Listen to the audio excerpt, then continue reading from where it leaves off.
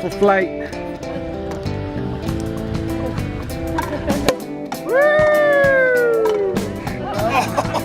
This all started over 200 years ago.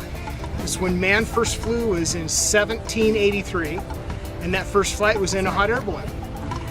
Most people think it was the Wright brothers who were the first to fly. They were first to fly an airplane, but the first flights were it was a couple of French paper manufacturers who had noticed that ash and scraps of paper and things would go up the chimney with the smoke, and they thought, you know, smoke must have some kind of magical lifting power. And they thought, you know, if we built this bag big enough, then and capture enough of that smoke, I bet we could fly. So they did some experimenting. They built a big paper bag and built a big fire underneath it with lots of smoke, and sure enough, it took off and flew. So they built a bigger balloon, put some farm animals in it. Always the animals.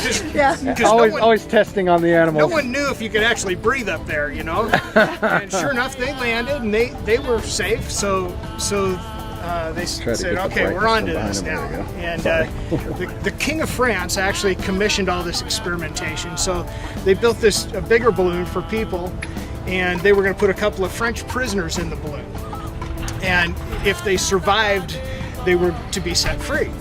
And a nobleman by the name of Pilot de Rogier convinced the King of France that the honor to be the first to fly shouldn't go to a prisoner. So he and another gentleman, the Marquis d'Orleans, were the first aeronauts, the first travelers of the sky.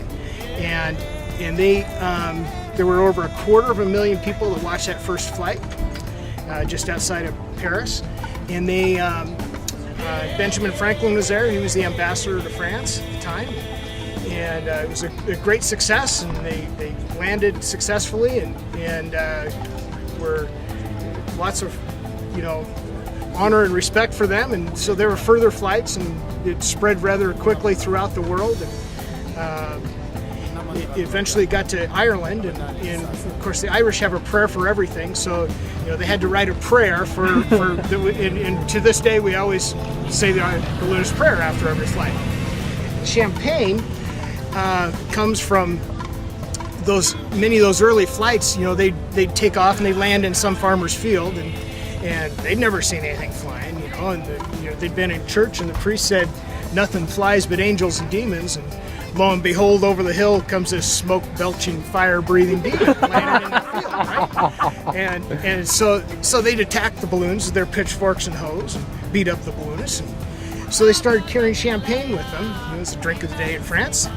And started carrying champagne to placate the farmers. And still works today sometimes. That's right. But, so champagne's traditional with ballooning, and so then now we'll just say the balloonist prayer.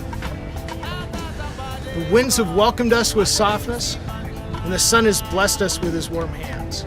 We have flown so high and so well that God has joined us in our laughter and set us gently back into the loving arms of Mother Earth. Amen. Cheers. Amen. Cheers. All right.